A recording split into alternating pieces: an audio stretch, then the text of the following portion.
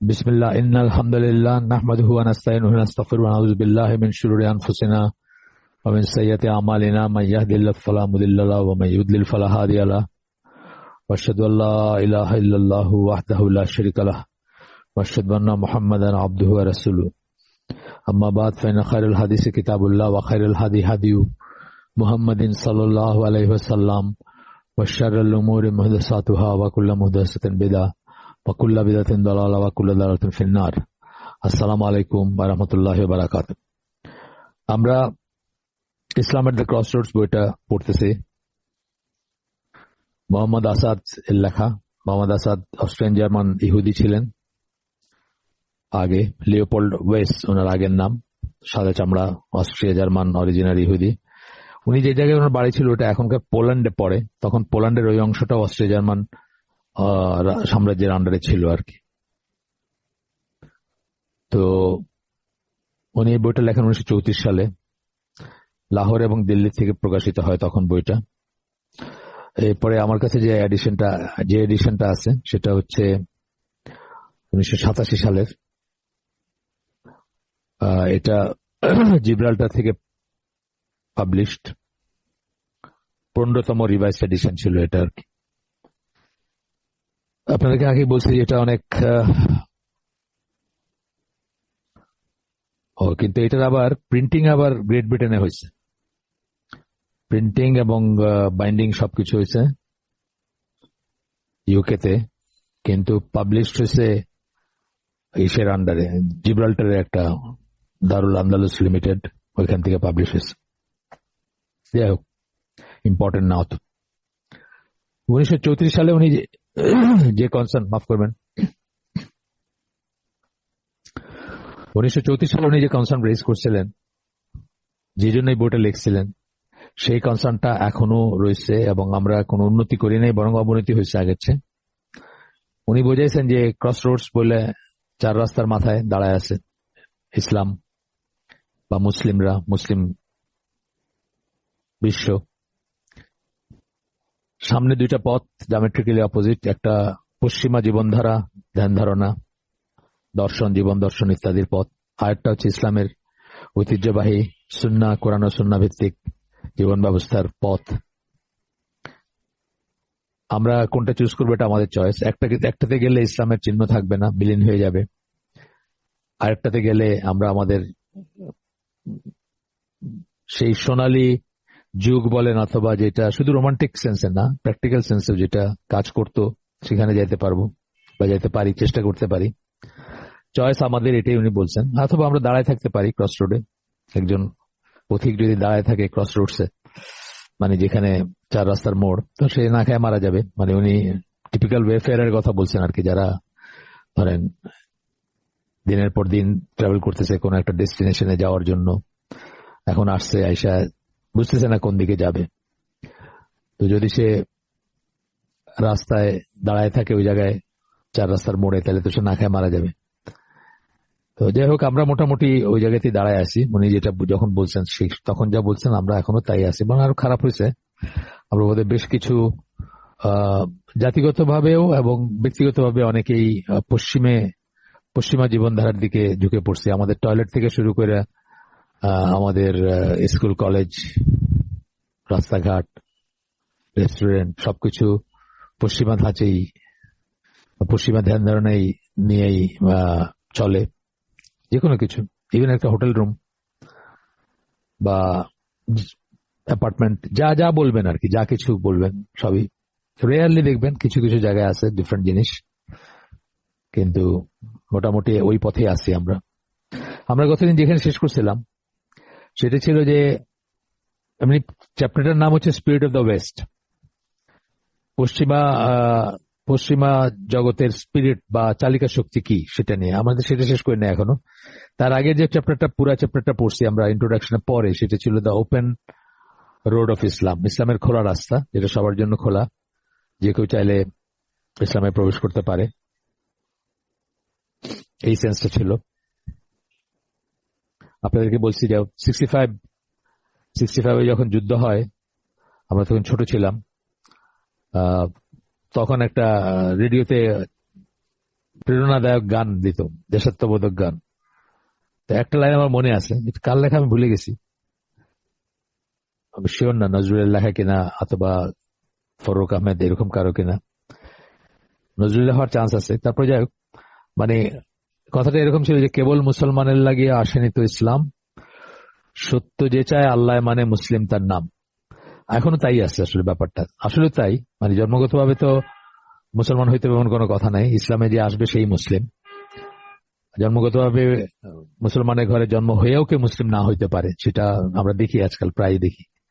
জন্মাইছে মুসলিম ঘরে কিন্তু আসলে মুসলিম না, টেকনিক্যালি মুসলিম না, নামাজ পড়ে না, রোজা রাখে না, পশ্চিম চিনে না, সে তো আর জাস্ট নাম একটা আছে দেখে, তোর ক্লাবের নাম লেখানোর মতো নাম থাকলে তার মুসলিম হয় না। তো যাই হোক, আমরা গতদিন এখানে শেষ করছিলাম সেটা বলি, ওইখান থেকে নিয়ে আজকে শুরু করব। পশ্চিমা বিশ্বে Renaissance, enlightenment, French revolution, industrial revolution, এইসবের পরবর্তী যে অবস্থা দাঁড়াইলো সেটা একটা এরকম, since we don't know since we do not know anything definite that is probable by means of scientific experiments and calculation, আমরা যেহেতু মানে নিশ্চিতভাবে কিছু জানি না, যেগুলা প্রুভেবল আর কি, মানে যেগুলাকে প্রমাণ করা যায় সায়েন্টিফিক এক্সপেরিমেন্ট অথবা ক্যালকুলেশন দিয়ে, about the origin of human life and its destiny after bodily death, মানুষের জীবন সম্বন্ধেও জানি না, অরিজিনটা কোথা থেকে আসছে, আবার ডেস্টিনি আফটার বডিলি ডেথ, শরীরে শারীরিক মৃত্যু হওয়ার পরেও কিছু আছে কিনা সেটা জানি না। It is better to concentrate all our energies on the development of our material and intellectual possibilities. সেই ক্ষেত্রে আমাদের সমস্ত মেধা বা এনার্জি বা শক্তি, শ্রম সবকিছু দেওয়া উচিত, মানে এটা ইউরোপিয়ানদের বলতেছেন আর কি, ইউরোপিয়ানরা যার উপর বসবাস করতেছে সেই থেকে নিয়ে এখন পর্যন্ত মোরলেস এই জায়গাতেই আছে তারা। It is better to concentrate all our energies on the development of our material and intellectual possibilities.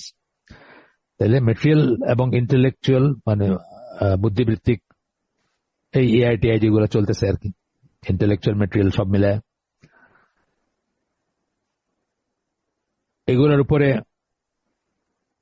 Concentrate করা উচিত, without allowing ourselves to be hampered by transcendental ethics, এবং আমাদের কিছুতেই অতিজাগতিক অর্থাৎ জগতের বাইরে আল্লাহ বলতে কেউ আছেন, জগতের নিয়ন্তা, সেই সমস্ত এথিক্স, সেই সমস্ত মূল্যবোধ বা সেই সমস্ত নীতি কথা, সেগুলো দিয়ে আমাদের এই যে চেষ্টা, ডেভেলপমেন্টের যে চেষ্টা, মেটেরিয়াল এবং ইন্টেলেকচুয়াল ডেভেলপমেন্ট হবে আমাদের, সেগুলোকে আমরা আমাদের হ্যাম্পার করা উচিত না, সেগুলোকে ক্ষতিগ্রস্ত করা উচিত না, ওইসব চিন্তায় সময় নষ্ট করা উচিত না, বাজে খরচ করা উচিত না। সেন্সটা এইটা আর কি। নাউজুবিল্লাহ। And moral postulates based on assumptions which defy scientific proof, এবং কিছু কিছু নৈতিক কথা, মানে ব্যভিচার করো না, চুরি করো না, মদ খায়ও না, সুদ খায়ও না, এগুলো তো সব নীতি কথা। এমন অ্যাজাম্পশনের উপরই করে যে একজন আল্লাহ আছেন, এটা করলে সবার কল্যাণ আছে, উনি আমাদের চেয়ে আমাদের জীবনকে ভালো জানেন, আমাদের পরিণতিকে ভালো জানেন, আমাদের স্বভাবকে ভালো জানেন, সুতরাং উনি আমাদেরকে ডু এন্ড ডু নটস বেঁধে দিচ্ছেন, সেইগুলো আমরা মেনে চলবো। এই অ্যাজাম্পশনের উপর কাজ করে বা এইসব অ্যাজাম্পশনকে পাত্তা দিয়ে আমাদের নিজেদেরকে ক্ষতিগ্রস্ত করা উচিত না। মানে ইউরোপিয়ানরা মনে করে, আমাদের বলতে ইউরোপিয়ানরা, ক্ষতিগ্রস্ত করা উচিত না, কারণ এগুলোর কোনো which defy scientific proof, এগুলোর কোনো বৈজ্ঞানিক প্রমাণ নাই যে এই সমস্ত জিনিস ঠিক বা এই সমস্ত জিনিস আছে, বা আল্লাহ বলতেও কেউ আছে, এটাও আর কি ইনহেরেন্ট কথা। এটা এইসবের ভিতরে মানে মেইন হচ্ছে এটা, বক্তব্যটা হচ্ছে এটা। এরপরে বলতেছেন যে এই যে নোশনটা, এই যে অ্যাটিটিউডটা, এটা এই যে ওয়েস্টার্ন সিভিলাইজেশন যেটা মনে করে বা যা ধারণ করে চিন্তায় চেতনায়, এটা আনএক্সেপ্টেবল। ক্রিশ্চিয়ানিটির কাছেও আনএক্সেপ্টেবল এবং আমাদের কাছেও আনএক্সেপ্টেবল, অথবা যে কোনো ধর্মের কাছে। কারণ এটা হচ্ছে ধর্ম বিমুখতা, ইরিলিজিয়াস বলতেছেন কথাটা। এটার এসেন্স মানে যে মূল যে কথাটা বা মূল যে নির্যাস, এসেন্স বলতে নির্যাস বলি আমরা বাংলায়, সেটা হচ্ছে ইরিলিজিয়াস বা ধর্মবিমুখ, ধর্ম বিরুদ্ধে যায়। To ascribe therefore the practical achievements of modern Western civilization to the supposed efficacy of Christian teaching is extremely ridiculous. এটা খুব মনে রাখবেন, মাথায় ঢুকায় রাখবেন কথা। অনেকেই বলে খ্রিস্টানরা কত ভালো আছে বা খ্রিস্টানরা কত উন্নতি করছে, এটা বিকজ অফ ক্রিশ্চিয়ানিটি করে নাই, এটাই বলতেছেন উনি। টু অ্যাসক্রাইব মানে আমরা এটা আরোপ করি, যদি বলি যে প্র্যাকটিক্যাল পশ্চিমা জগতের প্র্যাকটিক্যাল যেসব অ্যাচিভমেন্ট, চাঁদে যাইতেছে, রকেট বানাইতেছে, এলন মাস্ক স্পেস এক্স বা কি বলে ওই কত কিছু করতেছে না, এখন রকেট বানাইতেছে, তারপরে এআই করতেছে। এআই নিয়ে তো একটা মজার ঘটনা ঘটে গেল জানেন তো, মানে সকল ফুটানি পাঞ্চার হয়ে গেল আমেরিকানদের। জাস্ট 3 দিন আগে $500 বিলিয়ন দিয়ে তারা এজিআই প্রজেক্ট করবে, আর্টিফিশিয়াল জেনারেল ইন্টেলিজেন্স। আমি দেখলাম ওইটা, ট্রাম্প ছিল আর 3 জন টেক জায়ান্ট ছিল, এর ভিতরে একজন হল স্যাম অল্টম্যান, যে ওপেন এআই এর মালিক বা হর্তাকর্তা আর কি, যাই হোক, একজন জাপানিজ, আর একজনের নামটা ভুলে গেছি, একটু খোঁজ করলে মনে পড়বে। মানে 3 জনই মানে বিশাল ব্যক্তিত্ব আর কি। $500 বিলিয়ন তারা ইনভেস্ট করবে এটাতে, এবং দুনিয়াতে এটার মানে ধারে কাছে কেউ থাকবে না আর কি, এরকম একটা ভাব। ট্রাম্পের প্রেজেন্সে 3 জনে আলাদা আলাদা করে বক্তব্য দিল, কি জানি করে ফেলবে তারা একদিনের মাথায় আপনার ডিপসিক বইলা Chinese AI based app launch করতে চায় না। $1 ট্রিলিয়ন ধস নামছে আমেরিকান শেয়ার বাজারে বা স্টক এক্সচেঞ্জে, $1 ট্রিলিয়ন। এর ভিতরে একটা কোম্পানি শুধু $600 বিলিয়ন লস করছে, একটা কোম্পানি এনভিডিয়া নাম, তারা $600 বিলিয়ন লস করছে, আর বাকিগুলা সবাই শেয়ার করে লস করছে আর কি, গুগল, মাইক্রোসফট সবাই আছে একদিনের ভিতরে। যাই হোক, ম্যাডনেস আমি মনে করি, মানে এই যে টেকনোলজি নিয়ে যেটা যা যা করার চেষ্টা করতেছে বা র্যাট রেস যেটা, এটা আমি ম্যাডনেস মনে করি এক ধরনের। এই জন্যই আমরা জানি প্রেডিকশন যে ফাইনালি পৃথিবীতে কাফেরদের সাথে মুসলিমদের বা ঈসা আলাইহিস সালাম বা ইমাম মাহদী, সেই যুদ্ধগুলা ঘোড়ার পিঠে এবং তরবারি দিয়ে হবে, এগুলো কিছু থাকবে না। এগুলো সব মানুষই মানুষকে ধ্বংস করে ফেলবে, সবকিছুকে শেষ করে ফেলবে। এইসব এআই রেস, এইসব রেস থেকে মানে এটা কোনো শেষ নাই, এটা শেষ কোথায় আল্লাহ জানেন। মানুষকে শেষ, এখন তো প্রত্যেক একটা দেশ নাকি, মানে ইভেন পাকিস্তানের ক্ষমতা আছে সারা দুনিয়াকে শেষ করে দেওয়ার, বাকিদের তো আছেই, ইসরায়েলের আছে, আমেরিকার আছে, রাশিয়ার আছে, চায়নার আছে, ইংল্যান্ডের আছে, মানে ইংল্যান্ড ইউকে, ফ্রান্সের আছে, তার বাইরেও পাকিস্তানের আছে ক্ষমতা। পাকিস্তানে যে কটা নিউক্লিয়ার ওয়ারহেড আছে সব কটা যদি ভালো করে ইউজ করতে, নর্থ কোরিয়ার কথা বাদ দিলাম কেন, তারও আছে, সব কটা ভালো করে ইউজ করতে পারলে দুনিয়ায় কিছু থাকবে না। যাই হোক, আমরা আমাদের পয়েন্টে ফিরে আসি। তো এই জন্য মানে এটাকে এই যে ওয়েস্টার্ন সিভিলাইজেশনের যে অ্যাচিভমেন্ট গুলা যা কিছুই আছে, এগুলাকে ক্রিশ্চিয়ানিটির সাথে জোড়াটা হচ্ছে এক্সট্রিমলি রিডিকুলাস। মানে এটা মানে এক ধরনের অর্বাচীন এর কাজ আর কি, কোন একটা মিনিংলেস ব্যাপার এটা। কারণ ক্রিশ্চিয়ানিটির জন্য এটা হয় না, বরং ক্রিশ্চিয়ানিটিকে ত্যাগ করার জন্য এটা হয়েছে। সেটা আগের দিন বলছি আমি কিছুটা, আবার বলবো, আবারও আসবে কথাগুলা। তবে হ্যাঁ, চার্চের আন্ডারে যতদিন ছিল, কিছু কিছু ওই চার্চে তো আপনার গেছেন নাকি জানি না, ওই আমি কতগুলো জায়গায় গেছি। একটা হলো কভেন্ট্রি ক্যাথেড্রাল মিডল্যান্ডে, ইউকেতে। এটা দেখার বস্তু, এই জন্য যে সেকেন্ড ওয়ার্ল্ড ওয়ারের সময় এটা পুরা মিশে গেছিল, গুড়াই দিছিল বোম্বিং টম্বিং এ। তো পরে আবার বানাইছে, গেছি, খুবই সুন্দর ছবি টবি আঁকা, ম্যারিড ছবি, জিসাসের ছবি ইত্যাদি, মূর্তি মার্তি, মানে ওরা তো আর এখন পত্তলিকি, সেমি পত্তলিকি খ্রিস্টানরা। তো সেই দিকে চার্চ কিছুটা উন্নতি করছে, পেন্টিং, স্কাল্পচার, আর্কিটেকচার এগুলাতে। এটার ভিতরে ঢুকলে একটা মনে হবে যে গম গম করতেছে, একটা মানে প্রশান্ত জায়গা বা একটা মানে একটা ভাব আসে আর কি ঢুকলে। আমি গেছিলাম দেখতে, নিয়ে গেছিল। কভেন্ট্রিতে দেখা দুইটা জিনিস, একটা হচ্ছে একটা কার মিউজিয়াম আছে। আমি যখন গেছিলাম, এটা 1979 কথা বলতেছি, সিলেটি ভাইরা নিয়ে গেছে দেখাইতে। একটা হলো কার মিউজিয়াম আছে একটা, ওইখানে মিডল্যান্ড ছিল ওদের কার ফ্যাক্টরির জায়গা আর কি আগে। ব্রিটিশরা তো এখন ওইখানে কার ফ্যাক্টরি ট্যাক্টরি এগুলো তো সব লাল বাতি জ্বলছে। তো মিডল্যান্ডে কার ফ্যাক্টরির জায়গা ছিল, কার প্রডিউস হইতো ওইখানে। ওই কার মিউজিয়াম আছে, বছরে একদিন ওই ভিন্টেজ কার গুলো আছে 100 বছরের পুরানো বা এই সবকটা চলে, বছরে একদিন এটা একটা প্যারেড হয়। এই কার মিউজিয়াম দেখতে যায় মানুষ, আর কভেন্ট্রি ক্যাথেড্রাল, এই দুইটা দেখতে যায় আর কি। ওইখানে মানে স্পেশালিটি যাই বলেন। তো বলতেছেন যে, এরপরে বলতেছেন, ইন্ডিয়ার those achievements emerge out of Europe's age long intellectual fight এগেইনস্টটাকে ইটালিক করে দিচ্ছেন, হাইলাইট করছেন। ওই সমস্ত অ্যাচিভমেন্ট ইমার্জ করছে, বের হয়ে আসছে, বিকশিত হয়েছে out of Europe's age-long intellectual fight against the Christian Church and its outlook on life. Christian চার্চের এগেইনস্টে শত শত বৎসর ধরে ইউরোপ যে যুদ্ধ করছে, ফাইট করছে, এবং তাদের আউটলুক অন লাইফ, জীবনটাকে তারা যেভাবে দেখতো খ্রিস্টান চার্চে, সেই যুদ্ধ, সেই স্ট্রাগল, সেই সংগ্রামের ফলশ্রুতিতে তাদের অ্যাচিভমেন্ট গুলো আসছে। নট ক্রেডিট, মানে খ্রিস্টানিটির কোনো ক্রেডিট নাই, বরং খ্রিস্টানিটিকে ত্যাগ করার জন্য এগুলো আসছে। এটা আমি বারবার বলি যে দে হ্যাড দেয়ার রিজনস, সবাইকে বলি দে হ্যাড দেয়ার রিজনস। খ্রিস্টানদের বা খ্রিস্টান ইউরোপের রিজন ছিল খ্রিস্টানিটিকে ত্যাগ করার বা খ্রিস্টানিটিকে চার্চের ভিতরে লক করার রিজন ছিল, এবং সত্যি সত্যি রিজন ছিল, যে জন্য তারা ওইটা ছেড়ে দিয়ে পৃথিবীর শীর্ষে গেছে। আমরা মুসলমানরা তাদের পিছনে পিছনে যদি মনে করি আমাদেরও সেই করতে হবে, আমরা তো মানে একেবারে মূর্খের মতো কাজ করব। বিকজ আমাদের উল্টাটা ছিল, আমরা যখন ইসলামের ভিতরে ছিলাম তখনই আমরা সবচেয়ে পাওয়ারফুল ছিলাম, তখনই আমরা সবচেয়ে উন্নত ছিলাম, তখন সারা বিশ্ব আমাদেরকে ভয় পাইতো। আমরা যখন দিন ছাড়ছি তখন আমরা তাদের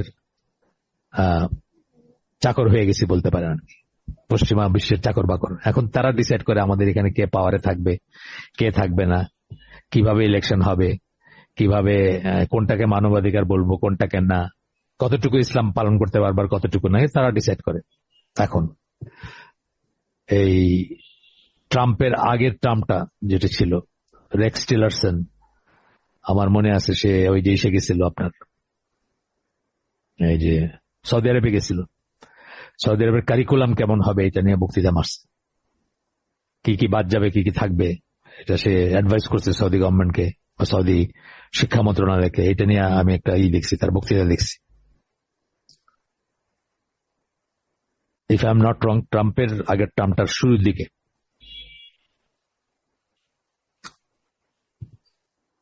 যাই হোক, এরপরে বলতেছেন,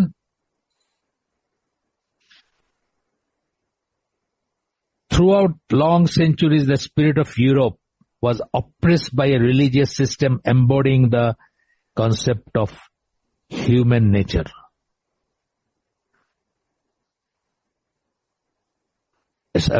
Embodying the contempt of human nature. Europe অত্যাচারিত হয়েছে কি দিয়ে? একটা রিলিজিয়াস সিস্টেম দিয়ে, একটা ধর্মীয় ব্যবস্থা দিয়ে, যার ভিতরে ছিল যে ধর্মীয় চিন্তা ভাবনা বা ব্যবস্থা, মানে খ্রিস্টানিটির কথা বলতেছেন, এমবডিং কন্টেম্প্ট অফ হিউম্যান নেচার, মানুষের স্বভাব যেটা আল্লাহ দিয়ে দিচ্ছেন, প্রকৃতি যেটা স্বভাব, আমার এ ভাল লাগবে, বি ভাল লাগবে, সি ভাল লাগবে, ডি ভাল লাগবে, এইটার প্রতি একটা কন্টেম্প্ট, মানে এইটার প্রতি একটা বিরোধিতা, এটার প্রতি একটা ঘৃণা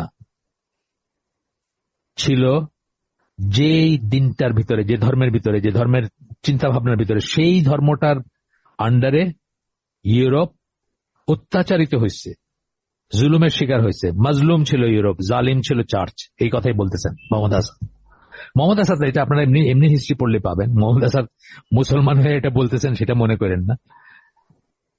উনি তো বললামই ওনার ব্যাকগ্রাউন্ড কি, ইউরোপিয়ান ব্যাকগ্রাউন্ড। তারপরে ওনার চোখে এগুলা পড়ছে ধরা, আমাদের অনেকের চোখে পড়বে না, কারণ আমরা তো পড়াশোনা করি না। ইতিহাস পড়বেন, আসলে ইতিহাস পড়বেন। এই জন্য আমি একসময় ইতিহাসকে শান করতাম যখন স্কুলে পড়ি, খুবই বাজে লাগতো ইতিহাস। 9 পরে যখন সায়েন্স নিলাম তখন মনে হলো আল্লাহ বাঁচাইছে, সাল মুখস্থ করতে হবে না, কত সালে কার সাথে কার যুদ্ধে কে জিতছিল, কে দিল্লির সিংহাসনে আরোহণ করছিল, এগুলো আর পড়তে হবে না। এখন বুঝি যে মানে ওই রকম পড়ার ইতিহাস না, কিন্তু জ্ঞানের জন্য অথবা অর্ডার অফ থিংস বোঝার জন্য ইতিহাস পড়াটা খুবই জরুরি। সবাই পড়বেন কম বেশি, যতটুকু আল্লাহ তৌফিক দিচ্ছেন। ভালো ভালো ইতিহাসের বই আছে, ভালো ভালো আছে।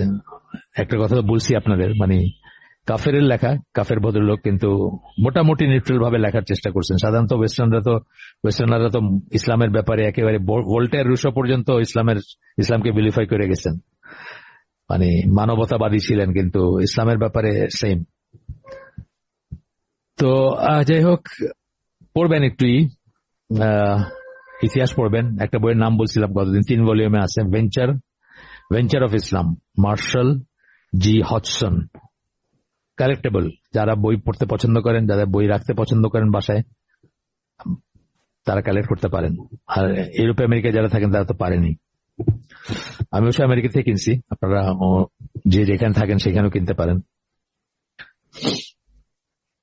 যাই হোক, এরপরে বলতেছেন the denigration of sex as something based on the fall of Adam and Eve from paradise, the original sin and its atonement through Christ's crucifixion. 3টা জিনিস বললেন। যৌনতাকে, মানে যদি আদম হাওয়া জান্নাত থেকে বহিষ্কৃত না হইতেন, তাইলে যৌনতার ছেছে মার্কা জিনিসটা আমাদের জীবনে থাকতো না। মানে এটা ঘৃণার একটা জিনিস, ঘৃণিত একটা জিনিস যৌন বোধটা, যেটা অথচ যৌনবোধ আল্লাহর দেওয়া শ্রেষ্ঠ নিয়মতের একটা, মানে নিয়ামত সমূহের একটা। এবং জান্নাতের ব্লিস বা জান্নাতের যে সুখ যাই বলেন, এটার একটা জাস্ট ইনক্লিং হচ্ছে এটা, when it is done in a proper way আর কি, আল্লাহ অ্যাপ্রুভড, এবং সব দিক দিয়ে যখন সেটা হালাল হবে, বা সব দিক দিয়ে যখন আপনার এটা আল্লাহর বিধানের ভিতর থাকবে, এই যে ব্লিসটা, এটাকে শুধু মানে জাস্ট ইনক্লিং বলা হয়, যে জান্নাতে আপনার সুখ কি রকম হবে তার একটা জাস্ট আইডিয়া দিচ্ছেন আল্লাহ এর ভিতরে, এবং এটাকে ব্লেসেড মনে করা হয় ইসলামে। আপনি জানেন নপুংসকের পিছনে নামাজ হয় না। কেউ যদি জন্মগতভাবে ইম্পর্টেন্ট হয়, তার পেছনে নামাজ হয় না। এটা এত বড় একটা নিয়ামত ধরা হয় ইসলাম। সূরা রুম 21 নম্বর আয়াতে আল্লাহ বলতেছেন, সাকিনা লাভ করো। এটা আল্লাহর নিদর্শনের একটা, আল্লাহর সায়েন্সের একটা, যে তোমাদেরকে স্পাউস মানে মেল ফিমেল করে বানানো হয়েছে যেন তোমরা সাকিনা লাভ করো। সাকিনা মানে কি? ট্র্যাঙ্কুইলিটি, সেক্সুয়াল ফুলফিলমেন্টে যে ট্র্যাঙ্কুইলিটি আসে মানুষের ভেতরে। তারা এটাকে ছেঁচে করে, তারা বলে যে এটা জাস্ট প্রক্রিয়েশনের জন্য, মানে কোনো মতে বাচ্চা প্রডিউস করে, আর কোনো পারপাসই নেই এটার। নাজবিল্লাহ, এই কইরা তারা এই পর্যায়ে পৌঁছেছে গিয়া। তো এটা বলতেছেন যে ওইটা একটা ডেনিগ্রেশন, মানে ওইটাকে অবমূল্যায়ন করা, মানে নিচে করা। Something based on the fall of Adam and Eve from paradise, the original sin, মানে অরিজিনাল সিন, এই যে আদম ভাইয়া যে পাপটা করলেন, এইটার জন্য আমরা সবাই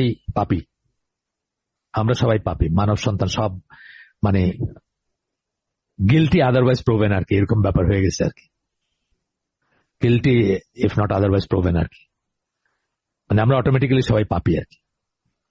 আর সেই পাপ তো মোচন করা সম্ভব না। সেই পাপ মোচন করে গেলেন কে? যীশু খ্রিস্ট।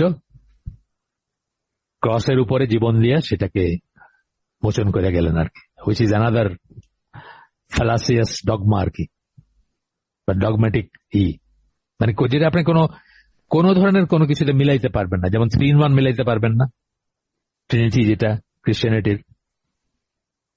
গড হইলে সে মারা গেল কেমনে এখানে? আর ওই সেজন মারা গেল, তখন গড কোথায় ছিলেন? মানে আপনি আপনি কোনোভাবেই মিলাইতে পারবেন না। ওদের জিজ্ঞেস করে দেখেন, ওরা বলবে এটা এখন বুঝবা না, এটা এটা আমরা বুঝবো না আর কি, এটা আমাদের ইসের বাইরে। All this leads to the interpretation of human life not as a positive stage but almost as an unnecessary evil, as an educative obstacle on the path of spiritual progress. এইগুলা মানুষের জীবনকে কি করে, পজিটিভ স্টেজ হিসেবে নেয় না। আমরা আমাদের জীবনটাকে কিভাবে নেই, আখিরাতের জন্য পাথেয় সংগ্রহ করার জায়গা বলে নেই, তাই না? আমরা বলি কিন্তু সবসময় এই জীবনে আমরা আখিরাতের জন্য পাথেয় সংগ্রহ করবো, একটা পজিটিভ ব্যাপার। জীবনটা আছে দেখে আপনি এটা করতে পারবেন, আপনি বেঁচে থাকতে পারলে এটা করতে পারবেন। সুতরাং আপনি বেঁচে থাকার জন্য অন্ন বস্ত্র বাসস্থান যতটুকু দরকার, আবার বলতেছি, আই রিপিট, ততটুকু আপনি অবশ্যই নেবেন দুনিয়ার থেকে। আপনাকে বলতেছি না সন্ন্যাসী হয়ে যাবেন, কেউ বলে নাই, ইসলামে কখনো বলে নাই, আল্লাহ রাসূল সন্ন্যাসী ছিলেন না। কিন্তু এই সমস্ত এই খ্রিস্টানদের যে কথাগুলো বললাম একটু আগে, এইগুলা কি করে, মানুষের জীবনটা একটা পজিটিভ স্টেজ হিসাবে বা পজিটিভ একটা মানে ফেজ, রুহের জগৎ থেকে আইসা আবার আল্লাহ থেকে আইসা আল্লাহ এখান থেকে গিয়ে আবার আল্লাহর কাছে ফিরে যাওয়া পর্যন্ত, জান্নাত পর্যন্ত, যেই তার একটা পজিটিভ ফেজ এই জীবনটা, আমার জীবনটা, সেই হিসাবে দেখে না, বরং but almost as a necessary evil, as an educative obstacle on the path of spiritual progress.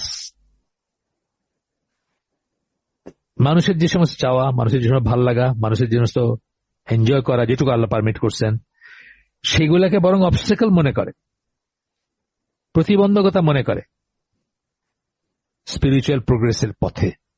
আপনি বিয়ে করলে এটা প্রতিবন্ধকতা, আপনি আপনার সেক্সুয়াল ফুলফিলমেন্ট প্রতিবন্ধকতা, আপনার সন্তান প্রতিবন্ধকতা। ঠিক আছে, টু সাম এক্সটেন্ট আমরাও মনে করি এটা, কিন্তু সেটা অল একটা একটা একটা ফ্রেমওয়ার্কের ভিতরে, যেখানে এক্সেসিভ কিছু হইলে, এখন যদি আপনি ম্যানিয়াক হন তাহলে অবশ্যই সেটা প্রতিবন্ধকতা আপনার জন্য। যে কোনো যত কটা বললাম, আপনার সংসারের জন্য, আপনি সংসারের পিছিয়ে যে সকালে উঠে ঘুম থেকে উঠে রাতে ঘুমানো পর্যন্ত শুধু আপনার উপার্জন করেন, উপার্জন করতে থাকেন, তাহলে অবশ্যই এটা প্রতিবন্ধকতা। কিন্তু আল্লাহ যে বিধিবিধান দিয়ে দিচ্ছেন তার মাঝখানে এটা সাংঘাতিক বড় একটা ব্লেসিং, সাংঘাতিক বড় ব্লেসিং। আপনি যে একটা বাচ্চা দেখেন, একটা ফ্যামিলিতে একটা বাচ্চা আসলো, দেখবেন যে ফ্যামিলির পুরো এনভায়রনমেন্টে একটা সফটেনিং এফেক্ট হয়।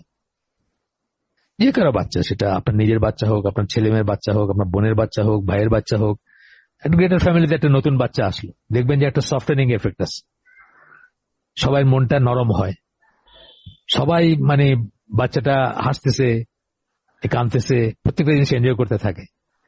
এই জিনিসগুলোকে আপনি বলতেছেন যে এগুলো সব প্রতিবন্ধকতা, স্পিরিচুয়াল প্রোগ্রেস হবে না। আমরা তো এটা পাই না সুন্নাতে, সাহাবীদের বেলায় পাই না।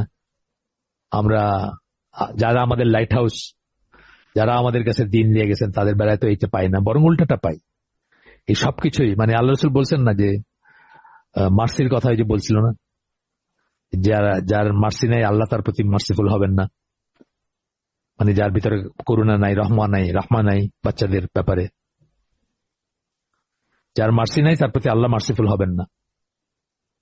এই ধরনের আমার এক্সাক্ট ওয়ার্ডিংটা মনে নেই, মানে থিমটা এই রকমের। এরপরে বলতেছেন, man's intellect revolted more than once but it was beaten down by the church again and again. আপনারা জানেন, এটা লিস্ট পাবেন, বিশাল লিস্ট, কোন কোন সায়েন্টিস্ট, কোন কোন সত্যবাদী মানুষকে চার্চ পারসিকিউট করছে, কোন কোন সত্যবাদী সায়েন্টিস্টকে, মানুষকে, মানে ফেমাস দুই একজনের নাম আমি বলতেছি, গ্যালিলিও এবং কোপার্নিকাস, এরা হচ্ছেন ফেমাস। এছাড়াও অনেককে করছেন, ডিকার্ট বা এই ধরনের অনেকে অত্যাচারিত হয়েছে চার্চ দ্বারা। মানুষ চাইছে, রিভোল্ট করছে চার্চের এগেনস্টে, but it was beaten down by the church again and again. বারবার তাদেরকে অবদমন করা হয়েছে, দমন করা হয়েছে। ইনকুইজিশন আপনারা শুনছেন না? ইনকুইজিশন বলে একটা কথা শুনছেন না? মানে উইচ হান্টার বলে একটা কথা, মানে ব্ল্যাক ম্যাজিক, যারা উল্টাপাল্টা কথা বলতো, যারা সায়েন্সের কথা বলতো, চার্চের কথা উল্টা যাইতো, বাইবেলের কথা উল্টা যাইতো, তাদেরকে উইচ হান্টাররা, উইচ ডক্টর ছিল, এক ধরনের মানুষ ছিল, তারা বলতো এই লোকটা পজেসড, এই ডাইনি, ডাইনি বা জাদুকর আর কি, বলেই বাস তারে হত্যা করে ফেলতো। ইনকুইজিশন বলে এই জিনিসটাকে, আপনারা দেখেন হিস্ট্রিতে পড়ে, বারবার তাদেরকে দমন করা হয়েছে। The history of the Middle Ages is full of that bitter struggle between genius of Europe and the spirit of the church. Middle Ages বলতে যেটা বোঝাই আমরা, এই যে 1300 সামথিং 1400 সামথিং এই পর্যন্ত ধরেন, এই পর্যন্ত যে সময়টা, এটার ভিতরে খালি দেখবেন আপনি যে struggle between genius of Europe, মানে যারা কথা বলতে চাইছেন, যারা সত্যের কথা বলতে চাইছেন, সত্য প্রকাশ করতে চাইছেন, বৈজ্ঞানিক কথাবার্তা বলছেন বা জ্ঞানের কথা বলছেন, তাদের সাথে চার্চের লড়াই বা চার্চের স্ট্রাগল। এরপরে বলতেছেন the liberation of the European mind from the intellectual bondage to which the Christian church had subjugated it took place in the time of the Renaissance. European মন, যেটা মন মানসিকতা, মন ইন্টেলেক্ট, বুদ্ধিমত্তা যদি বলি, from the intellectual bondage, bondage মানে হচ্ছে কৃতদাসত্ব, বন্ডেজ মানে কৃতদাসত্ব। অনেকের আপনারা হয়তো জানেন সবাই, তারপরে আমি বলতেছি, এখানে একটা কেয়ারফুল হওয়ার ব্যাপার আছে। বন্ডিং আর বন্ডেজ কিন্তু একদম আলাদা মিনিং। বন্ডিং হচ্ছে পারিবারিক বন্ধন, যেটা আমরা বলি, বা মানে মানুষের যে বন্ধন থাকে না, পারিবারিক সামাজিক বন্ধন, এটাকে আমরা বন্ডিং বলি কিন্তু। আর বন্ডেজ মানে হচ্ছে দাসত্ব। শুনতে একই রকম লাগে কিন্তু আকাশ পাতাল তফাৎ মিনিং এর। তো বলতেছেন যে ইন্টেলেকচুয়াল বন্ডেজ থেকে ইউরোপিয়ান মুক্তি, to which the Christian church had subjugated it took place in the time of the Renaissance. রেনেসার সময় এটা, মানে এখান থেকে মুক্তি শুরু হলো। রেনেসা কখন? রেনেসা হচ্ছে আপনার 15th এবং 16th সেঞ্চুরি, 15 শতাব্দী, মানে পঞ্চদশ শতাব্দী, ষষ্ঠদশ শতাব্দী, যেটা বলি ইংলিশ ক্যালেন্ডারে, যেটা খ্রিস্টান ক্যালেন্ডারে। এটা শুরু হয় ইটালির থেকে, ইটালির ফ্লোরেন্স থেকে। তারপরে এটা ইটালির অন্যান্য জায়গায় ছড়ায়, আস্তে আস্তে সারা ইউরোপে ছড়ায় যায়। রেনেসা শব্দটা ফ্রেঞ্চ শব্দ, কিন্তু ইটালিয়ান শব্দটা ছিল রেনাস্কিটা। এটার মানে হচ্ছে রিবার্থ, পুনর্জন্ম, আবার নতুন করে জন্মানো।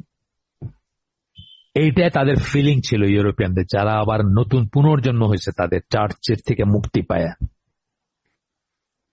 And was to a very large extent due to the new cultural impulses and ideas which the Arab had been transmitting to the West for several centuries. এবং এটা কেন হয়েছে, এই রেনেসাঁটা কেন হয়েছে, এটার পিছনে আরবদের অবদান ছিল।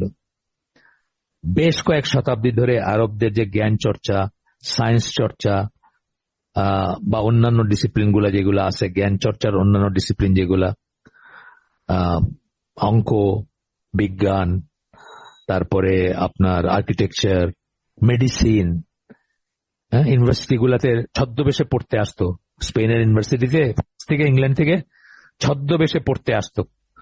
দুইটা কারণে ছদ্মবেশ, একটা হলো তারা কাফের ছিল, একটা ভয় ছিল তাদের যে পরিচয় হলে তো খারাপ, মানে হয়তো কোনো অনিষ্ট হইতে পারে। আরেকটা হলো তাদের দেশের ভয়, যে যদি জানতে পারে ওইসব তাদের মোল্লারা আর কি, যারা চার্চের, যারা পাদ্রী, মুসলমানদের কাছে গিয়ে জ্ঞানী সাথে সাথে মানে বিহেডেড করে ফেলবে, বা ইনকুইজিশন যেটাকে বললাম, সাথে সাথে ওরা পজেস বানায় দিবে, যে ওরে তো ভূতে ধরছে, জিনে ধরছে, শয়তানে ধরছে, বইলা তারে মৃত্যুদণ্ড দিয়ে দিবে।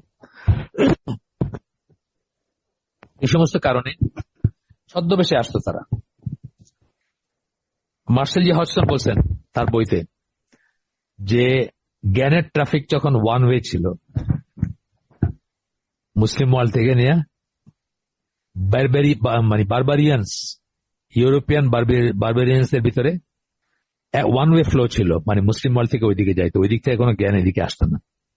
ওনার বইতে পাবেন, ওই যে ভেঞ্চার অফ ইসলাম যেটা বললাম। তো বলতেছেন যে এই যে রেনেসা হইল কিসের জন্য, রেনেসার পিছনে দায়ী ফোর্স গুলার একটা হচ্ছে কালচারাল ইম্পালসেস এন্ড আইডিয়া, যে আইডিয়া ছিল আরবদের, সেগুলা had been transmitting to the west for several centuries. কয়েক শতাব্দী ধরে এগুলা পশ্চিমের দিকে ট্রান্সমিটেড হচ্ছিল। এরপরে আমরা একটু করে যাচ্ছি, আপনার স্কিপ করে যাচ্ছি কিছু জিনিস।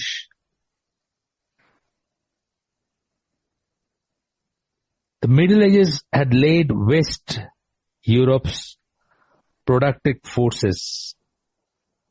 The sciences were stagnant. Superstition reigned supreme.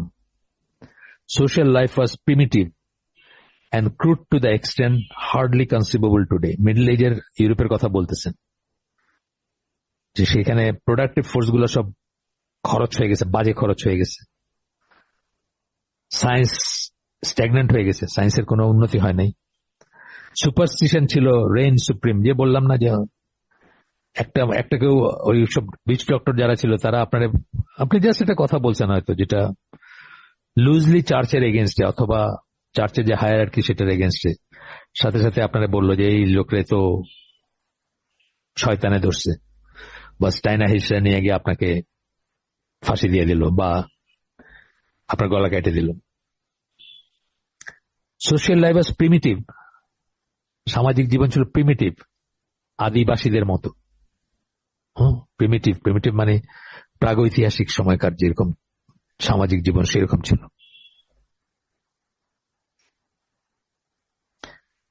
And crude to an extent hardly conceivable today.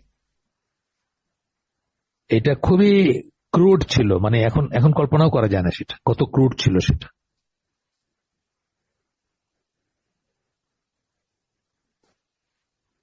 তো এরপরে ইসলামিক ওয়ার্ল্ডের কিভাবে হইল, প্রভাব কিভাবে গেল? প্রাথমিকভাবে গেছে ক্রুসেড গুলা যখন হয়েছে, তখন যে তারা আসছে, তারা যে গেছে, তারা অনেক কিছু সাথে নিয়ে গেছে, অনেক কিছু দেখে গেছে। এখানে কখনো জিতছে কখনো হারছে, ক্রুসেড গুলো জানেন তো, পাল্টাপাল্টি, একবার জিতছে একবার হারছে, এসব চলছে, কিন্তু অনেক কিছু তারা নিয়ে গেছে এখান থেকে। The brilliant intellectual achievement of Muslim Spain and Sicily in the West. Crusade, তাছাড়া মুসলিম স্পেন ছিল এবং সিসিলি ছিল মুসলমানদের আন্ডারে, এমনকি সার্ডিনিয়াও ছিল, ইতালির আরেকটা আইল্যান্ড, সেটাও মুসলিমদের আন্ডারে ছিল। আর মাল্টা ভূমধ্যসাগরীয় দ্বীপ রাষ্ট্র, সেটা মুসলমানরা মানে পার্মানেন্টলি দখল করে নাই, কিন্তু সেটার উপর দিয়ে গেছে আসছে, স্টেপিং স্টোন ছিল এটা। যারা মাল্টা গেছে, আমি গেছি কয়েকবার, যারা মাল্টা গেছেন তারা দেখবেন অল ওভার দ্য স্ট্রিটস, আপনি বুঝবেন যে এটা একটা কোথায় জানি একটা ইসলাম গন্ধ বা আরব গন্ধ লাগবে আপনার কাছে যদি দেখেন আর কি। তো বলতেছেন প্রথম প্রাথমিকভাবে এগুলো থেকে ইনফ্লুয়েন্সটা গেছে, মুসলিম ওয়ার্ল্ডের বা ইসলামের ইনফ্লুয়েন্স গুলা গেছে ইউরোপে। Later through the growing commercial relation established by the republics of Genoa and Venice with the Near East. ইতালি তখন কতগুলো রিপাবলিকে বিভক্ত ছিল। এই যে ফ্লোরেন্স বললাম, ফ্লোরেন্স কিন্তু একটা রিপাবলিক ছিল, একটা স্টেটলেট বলতে পারেন, ছোট। একই ব্যাপার জেনোয়া এবং ভেনিসের কথা বলতেছেন, তারাও এরকম ছিল। তাদের যে ট্রেডিং ছিল নিয়ার ইস্টের সাথে, নিয়ার ইস্ট আগে কি বললাম, মেডিটেরেনিয়ান যে অঞ্চলটা আরব দেশের, সিরিয়া, লেবানন, প্যালেস্টাইন, এইসব দেশগুলা নিয়ার ইস্ট। আর মিডল ইস্ট হচ্ছে ধরেন সৌদি আরব, ইরাক এন্ড সো অন, ওইগুলা। এইসব দেখে মানে এই এফেক্ট গুলা, এই ব্যাপারগুলা, এই ইনফ্লুয়েন্স গুলা began to hammer at the bolted doors of European civilization. European সভ্যতার যে দ্বারগুলো বন্ধ ছিল ফর মানে সেঞ্চুরিজ, সায়েন্স বলেন, কালচার বলেন, জ্ঞান বিজ্ঞান, চিন্তা ভাবনা আছে না, মানে থট যেগুলো আমরা বলি, থট প্রসেস বলি না একটা জিনিস, সেগুলো বন্ধ ছিল, যে ওইগুলার সেই বন্ধ দরজায় করাঘাত করতেছিল। অর্থাৎ দরজাটা খুলতে হবে, বা তারা ফিল করতেছিল যে তারা আবদ্ধ হয়ে আছে একটা ইসের ভিতরে, মানে চার্চ তাদেরকে শ্বাসরুদ্ধ করে রাখছে। Before the dazzled eyes of European scholars and thinkers, another civilization appeared. Refined, progressive, full of passionate life, and in possession of cultural treasures which Europe had long ago lost and forgotten. তখন European scholar যাদের বুদ্ধি দিছিলেন আল্লাহ, বুদ্ধিবৃত্তি যাদেরকে দিচ্ছেন, তাদের চোখের সামনে তারা দেখছে তখন মানে প্রোগ্রেসিভ, রিফাইন্ড মানে পরিশীলিত। রিফাইন্ড কথা বোঝেন তো, মানে ধরেন যে কোনো কিছুতে একটা মানে সুচারু বলি না আমরা অনেকটা, যেমন ধরে আপনি খাইতে বসছেন, গপ গপ গপ করে খাইতেছেন, এদিকে ছড়াইতেছেন ওইদিকে ছড়াইতেছেন, পড়তেছে, আপনার মুখ খসখস করে আওয়াজ হইতেছে, এটা হলো খুব ক্রুড। আর রিফাইন্ড মানে কি, আপনি আস্তে আস্তে খাবেন, খাওয়াটা এনজয় করবেন, আপনি চিবাবেন খাওয়াটা, হ্যাঁ, খাওয়ার ভিতরে দু চারটা কথাবার্তা বলবেন, আলাপচারিতা হবে, এটা হচ্ছে ধরেন রিফাইন্ড কথার কথা। আমি জাস্ট ক্রুড দিলাম, মানে এক্সাম্পল দিলাম। তো বলতেছেন যে তাদের চোখের সামনে চমকাচ্ছিল একটা সিভিলাইজেশন, আর একটা সিভিলাইজেশন, আর একটা সভ্যতা, যেটা ইসলামিক সভ্যতা, মুসলিম সভ্যতা, যেটা ছিল রিফাইন্ড, পরিশীলিত, সুচারু, প্রোগ্রেসিভ, প্রগতিশীল, ফুল অফ প্যাশনেট লাইফ, জীবনে আবেগ ছিল, and in possession of cultural treasures, এবং সাংস্কৃতিক ঐশ্বর্য ছিল যাদের, which Europe had long ago lost and forgotten, যেটা ইউরোপ অনেক আগে ভুলে গেছে এবং হারায় ফেলছে, যদি বা থেকেও থাকে তাদের কাছে অনেক আগে হারায় ফেলছে। ক্রিশ্চিয়ানিটি তো 325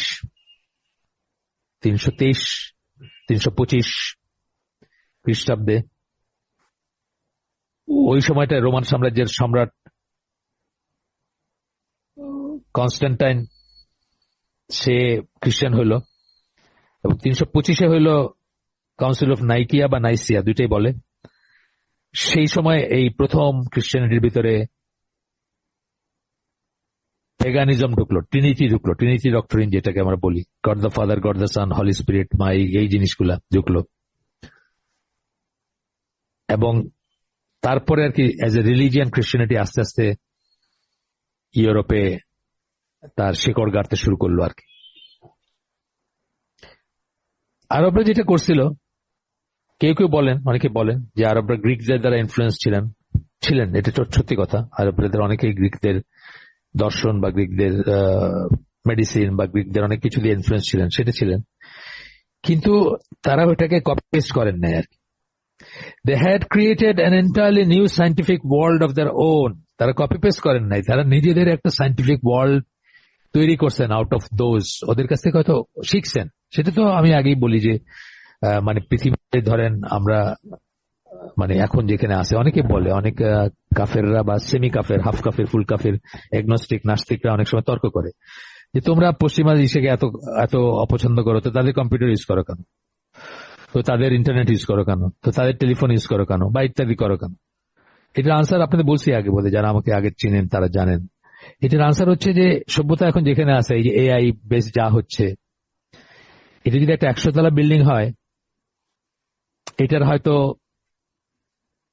ফাউন্ডেশন হয়তো বা গ্রিকরা বা তার মানে ইজিপশিয়ানরা অথবা মায়ান যারা মেক্সিকোতে আছে তারা, অথবা আরো কেউ ফাউন্ডেশন দিছে।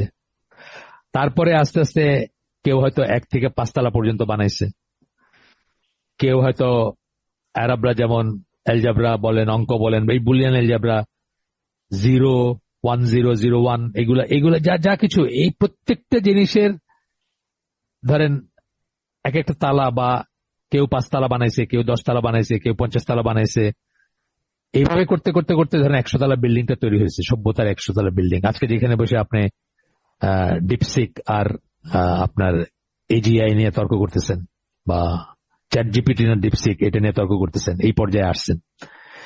এটা যদি মাঝখান থেকে আপনি এই ম্যাথমেটিক্স এর তালাটা ভেঙে ফেলেন, আর উপরে কিছু থাকবে না। সুতরাং এটা দুনিয়ার কেউ দাবি করতে পারে না যে এটা আমার একক কর্তৃত্ব, একক সাকসেস বা একক ক্রেডিট আমার। একটা একটা ইট করে বা একটা তালা করে এটা পৃথিবীর মানুষ অনেকের কন্ট্রিবিউশন আছে, সেখানে মুসলিমদের একটা বড় কন্ট্রিবিউশন আছে, পড়াশোনা করলেই দেখবেন। এটাই বলতেছেন যে they had created an entirely new scientific world of their own and developed hitherto unknown avenues of research. তখন পর্যন্ত অজানা ছিল এই ধরনের গবেষণার বিষয়কে তারা ডেভেলপ করছেন, গবেষণার বিষয় এবং ফিলোসফি বা দর্শন। All this they communicated through different channels to the Western world, এবং তারা সেগুলাকে ডিফারেন্ট চ্যানেলে পশ্চিমের দেশে কমিউনিকেট করছেন। কিছু কিছু ব্যবসা বাণিজ্য থ্রুতে গেছে। আপনারা যদি ওই সময়কার পড়া, ক্রুসেডের সময়কার আশেপাশের পড়া দেখেন, বা আশেপাশের ইতিহাসগুলো দেখেন, বা পরের আগের বা পরেরও দেখেন, ইউরোপিয়ানদের মানে মশলা লাগতো। তাদের যে খাদ্যাভ্যাস ছিল বা ছিল, মাংস খাইতো তারা, সেগুলো প্রিজার্ভ করার সিস্টেম ছিল না, তখন ফ্রিজ ছিল না, এগুলো গন্ধ হয়ে যেত, পচে যেত। সেগুলোকে প্রিজার্ভ করার জন্য, সেগুলো গন্ধ ছুটানোর জন্য, সেগুলোকে শুটকি দেওয়া খাওয়ার জন্য, বা ইত্যাদি নানা কারণে তাদের মশলার দরকার ছিল। মশলার ট্রেড হইতো, এই ইস্ট থেকে ওয়েস্টে যাইত। এগুলো অনেক অনেক ব্যাপার আছে। আমার শ্বশুরের লেখা একটা বই আছে, ওনার মৃত্যুর পরে আমি পড়ছি এবং আমি খুব চমৎকৃত হয়েছে বইটা পড়ে। আপনারা পড়তে পারেন, মদিনা পাবলিশার্স এর ছাপানো ছিল সেটা, ক্রুসেডের ইতিবৃত্ত। ওনার পেন নেম ছিল আসকার ইবনে শাইখ। আপনারা এই বইটা এটাও কালেক্টেবল বই আমি বলবো। আমি কিন্তু আমার কপিটা হারাই ফেলছি, আবার তারপরে কিনছি নতুন করে। বাসায় যেটা ছিল ওটা কারো দিয়েছি, শেয়ার ফেরত দেয়নি, আবার কিনছি আমি কালেক্টেবল হিসাবে রাখার জন্য। আপনারা পড়তে পারেন চাইলে, বাংলায় সুন্দর।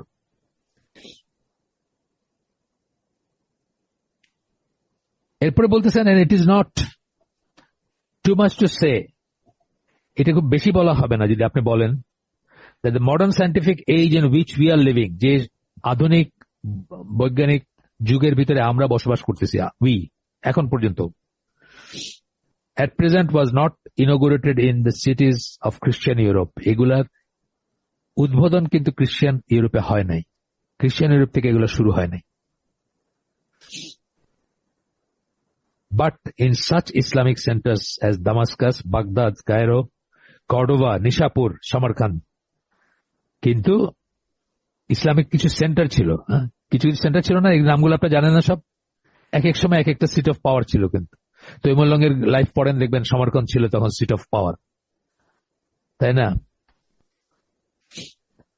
তো Islamic centre as Damascus, Baghdad, দামেস্ক যেটাকে আমরা বলি, দামাস্কাস সিরিয়ার রাজধানী, বাগদাদ ইরাকের রাজধানী, কায়রো ইজিপ্টের রাজধানী, কর্ডোবা স্পেনে, নিশাপুর এখনকার ইরানে পড়ছে, সামারকান্দ হচ্ছে উজবেকিস্তানে। এইসব জায়গা থেকে ইনোগ্রেশন হয়েছে, মানে যাত্রা শুরু করছে সায়েন্টিফিক, যদি আমরা বলতে চাই সায়েন্টিফিক রেভলিউশন যদি বলি, বা সায়েন্টিফিক অ্যাডভান্সমেন্ট যদি বলি, যার বদলতে আমরা এখন যেখানে দাঁড়ায় আছি সেটা। আপনাদের সাথে অনেক ডিটেলস আমরা কিন্তু আলোচনা করতেছি, আগেও বলছি আবার বলতেছি, আমি এটা প্রিজার্ভ করতে চাই, এই আলোচনাগুলো প্রিজার্ভ করতে চাই আর্কাইভ হিসাবে, যাতে আমার মৃত্যুর পরে যারা পড়বে তারা যেন উপকৃত হইতে পারে। কারণ এত সময় দেয় না তো কেউ, আসলে এত সময় দেয় না, এত চিন্তা করে না, সময় নাইও আসলে কারো, আমারও নাই সময়, আমিও ঠিক করতেছি কিনা আল্লাহ জানেন, ভবিষ্যতে বলবে এটা ঠিক কিনা। তবে মুসলমানদের ঘুরে দাঁড়ানোর একটা প্রচেষ্টায় আমার একটা কন্ট্রিবিউশন হবে এইসব আর কি। এরপরে বলতেছেন, এইসব ইনফ্লুয়েন্স, এই যে মুসলমানদের ইনফ্লুয়েন্স ইউরোপের উপরে ট্রিমেন্ডাস ইনফ্লুয়েন্স, মানে ট্রিমেন্ডাস ফলপ্রসূ হয়েছে। With the approach of Islamic civilization, a new intellectual light dawned on the skies of the West and infused it with fresh life and thirst for progress. Islamic civilisation এবং তারা যে এই যে church থেকে বাইর হয়ে আসতেছে যে সময়টা, ইসলামিক সিভিলাইজেশনের ইনফ্লুয়েন্স এবং তাদের চার্চ থেকে মুক্তি, এই মিলায়া তাদের এবং তাদের যে fresh life and thirst for progress, তাদের একটা মানে মুক্তির একটা ছিল, বাসনা ছিল। এই চার্চের শিকল থেকে মুক্তির, ফ্রেঞ্চ রিভলিউশনের স্টোরি পড়েন কি করছিল তারা, এবং প্রোগ্রেসের একটা ছিল তাদের ভিতর। এরপরে বলতেছেন যে এই যে বোধটা, এই বোধটা ফুটে আসছে পিরিয়ড অফ রিজেনারেশন বা রেনেসাঁ, যে কথাটা বললাম, রিবার্থ, পুনর্জন্ম। ইউরোপিয়ানরা ফিল করছে যে তারা তাদের পুনর্জন্ম হয়েছে, আবার নতুন করে জন্ম হয়েছে। It was in fact a rebirth of Europe as such. Renaissance আসলেই ইউরোপের পুনর্জন্ম হয়েছে, মোহাম্মদ আসাদ বলতেছেন। দ্য রিজুভেনেটিং, পুনরুজ্জীবিত হওয়ার কারেন্টস, ইমানেটিং ফ্রম ইসলামিক কালচার। এই যে পুনরুজ্জীবিত হওয়ার যে প্রেরণাটা, সেটা কোথা থেকে আসছে? ইসলামিক কালচার থেকে আসছে, ইসলামিক সংস্কৃতি থেকে আসছে। Enable the best minds of Europe to fight with new strength against the disastrous supremacy of the Christian Church. এই প্রেরণায় অনুপ্রাণিত হয়ে তারা পশ্চিমা চার্চের সাথে, মানে পশ্চিমা চার্চের যে সুপ্রিমেসি, তারা এই যে সবকিছুকে নিয়ন্ত্রণ করত, সবকিছুকে কন্ট্রোল করতো, ইভেন পলিটিক্যাল পাওয়ার, ইভেন রাজা বাদশাহ, তাদের উপরে তাদের যেই ছিল, সেটার এগেনস্টে ফাইট করার স্ট্রেংথটা তারা পাইছে ইসলামিক দুনিয়ার থেকে, যে মানে নতুন জীবনের যে বাণী আসছে বা যে ইঙ্গিত আসছে বা যে প্রেরণা আসছে, সেটা থেকে তারা করতে পারছে এটা। কারণ ইসলামিক ওয়ার্ল্ডে আপনি দেখবেন না যে কোনো আলেম, প্রথম কথা হলো ইসলামিক ক্লার্জি নাই, চার্চের যে supremacy, with the exception of Iran. ইরানকে যদি ইসলামিক ধরেন তাহলে অন্য কথা, থিওক্রেসি যেটাকে বলি, যে সেন্সে পশ্চিমা ওয়ার্ল্ড থিওক্রেসি কথাটা বলে, ইসলামে সেটা নাই, কোন ক্লার্জি নাই, মোল্লাতন্ত্র নাই ইসলাম, সোজা কথা। এরপরে বলতেছেন, স্কিপ করে গেলাম আমরা কিছু, instead of being truly reformed, Christianity was merely driven into defensive attitude and gradually forced to adopt an apologetic tone. এইসবের ফলশ্রুতিতে কি হলো? French revolution, industrial revolution, Renaissance, enlightenment, এগুলো জাস্ট একটা প্রসেসেরই কয়েকটা নাম আর কি বলতে পারেন, মধ্যযুগ থেকে নিয়ে এখন পর্যন্ত। তো বলতেছে যে খ্রিস্টিয়ানিটি রিফর্মড হইতে পারতো, অ্যাপ্রোচ চেঞ্জ করতে পারতো, তলায় দেখতে পারতো যে অ্যাকচুয়ালি খ্রিস্টিয়ানিটি কি বলছে, বা কতটুকু আল্লাহর বাণী, কতটুকু মানুষের টুইস্টিং বা মানুষের টেম্পারিং, সেটা চিন্তা করতে পারতো। সেটা না করে তারা কি হলো, ডিফেন্সিভ অ্যাটিটিউড গ্রহণ করলো, অর্থাৎ কোনো মতে আত্মরক্ষামূলক, মানে বাবা ছেড়ে দাও কোনো মতে, আমরা আমাদের যেটুকুর ভিতরে। এই জন্য দেখবেন যে তারা, এই যে আমাদের দেশে 19টা ডিনোমিনেশন, আমি এটা বোধহয় 2012-13 আমি একটা রিসার্চ টাইপের করছিলাম, এখনো ব্লগে আমার লেখাটা আছে, সামওয়্যার ইন ব্লগে আছে বা অন্যত্র আছে, কেউ চাইলে চেয়ে নেন আমার কাছ থেকে। তো 19টা ডিনোমিনেশনের চার্চ বাংলাদেশে দাওয়াতি কাজ করে, এভাঞ্জেলিক্যাল কাজ করে আর কি, মানে মুসলমানের খ্রিস্টান বানানো, পাহাড়িদের খ্রিস্টান বানানো, হিন্দুদের খ্রিস্টান বানানোর চেষ্টা করে, সাঁওতালদের খ্রিস্টান বানানোর চেষ্টা করে। এদের অধিকাংশই তাদের নিজের দেশে এই কাজগুলো করতে পারবে না কোনোদিন, they are banned to do all those things. এখানে যেগুলো করে তারা ওইখানে পারে না, এখানে এসে করে নিজের দেশে। যেমন ডেনিশ চার্চ আছে ডেনমার্কে, আপনার মানে আমদার করে দিবে খালি আপনি এই সমস্ত কথা যদি বলেন, যা তারা এখানে প্রিচ করে। সুইডিশ চার্চ আছে, নরওয়ের চার্চ আছে এখানে, মানে সবচেয়ে ধর্মবিমুখ দেশগুলোর নাম বললাম, আর জার্মান চার্চ আছে এখানে।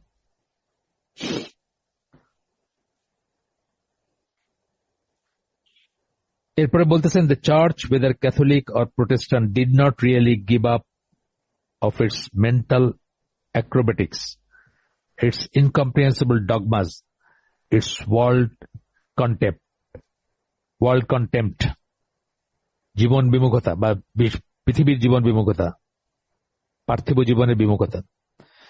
তো বলতেছেন ক্যাথলিক বা প্রোটেস্ট্যান্ট যাই হোক না কেন, তারা রিয়েলি ছেড়ে দেয় নাই তাদের মানে কসরত গুলা, মেন্টাল মানসিক কসরত যেগুলা, ডগমা গুলা, মানে এই যে বললাম 3 in 1 Trinity, god the Father, God the সান, এগুলাকে ত্যাগ করে নাই। ইটস ওয়ার্ল্ড কন্টেম্প, মানে পৃথিবী বিমুখতা বা দুনিয়া বিমুখতা, সেটাও ছাড়ে নাই। It's unscrupulous support of the power that be at the expense of the oppressed masses of humanity, মানে ক্ষমতায় থাকার জন্য ইনফ্লুয়েন্স খাটানোর জন্য, রুল করার জন্য। চার্চের যে একটা একটা বাসনা ছিল খ্রিস্টান চার্চের, অথবা যা তারা করে আসছে আগে, at the expense of oppressed মাসেস of humanity, এবং নির্যাতিত গণসাধারণকে নির্যাতিত রাইখা তারা উপরে বসে বা রাজা বাদশাদের সাথে ষড়যন্ত্র করে বা তাদের সাথে হাত মিলায় যে শোষণ শাসন করছে, সেই মেন্টালিটি থেকে তারা বাইরে হয়ে আসতে পারেনি। It merely tried to gloss over these grave failings and to explain them away by means of hollow assertions. ল্যাপছাপ দেওয়া বলি না আমরা, একটা বাংলা সুগার কোট করা বলি, বা একটা শাক দেওয়া মাছ ঢাকার কথা বলি না, সেরকম করার চেষ্টা করে, মানে একটা অ্যাপোলজেটিক অ্যাপ্রোচ নেয় যে না আমরা তো আসলে এটা বলতে চাই না, কিন্তু এটা এরকম হয়ে গেছে, বা এরা এরকম করছে, এরা তো আসলে আমাদের জিনিসগুলো বুঝে নাই। আপনাদের খালি খালি মানে লুচ্চামি গুলা দেখেন কি করছে সব ফ্রান্স ইটালিয়ান ইগুলা, সব ফ্রান্সে, ইটালিতে, অস্ট্রিয়াতে এই যারা পাওয়ারফুল ছিল চার্চে, তারা কি করছে আর কি, খালি দেখেন এগুলা, হিস্ট্রি পড়লে দেখবেন। আমাদের 4 মিনিট আছে, এই একটা প্যাসেজ পড়ে আমরা শেষ করে দিব আজকের জন্য। এরপরে বলছে, no wonder then that as the decades and the centuries advanced, the hold of religious thought grew weaker and weaker in Europe. এই জন্যই এটাতে আশ্চর্য হওয়ার কিছু নাই যে শতাব্দীর পর শতাব্দী যখন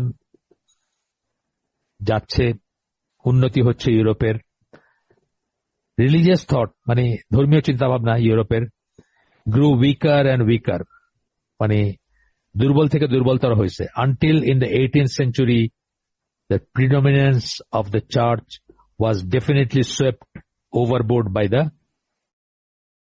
এবং এই করতে করতে করতে করতে 18th century মানে 1700 সামথিং এ ফ্রেঞ্চ রিভলিউশন আছে, 1759 বোধ হয় বা এরকম কিছু, না 59 না, আর একটু পরে, এক্সাক্ট ডেটটা আমার মনে নেই, 1700 সামথিং, 59 না একটু পরে বোধ হয়, মানে সময়টা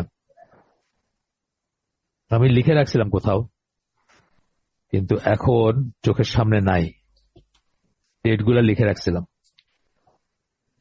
দাঁড়ান এক সেকেন্ড, আমি দিতে পারবো আপনাদেরকে একটু চাইলে। আচ্ছা থাকে, ইটস নট ইম্পর্টেন্ট, থাকে 1700 সামথিং, আপনারা দেখে নিন, 1779 বা 1789 এরকম কিছু।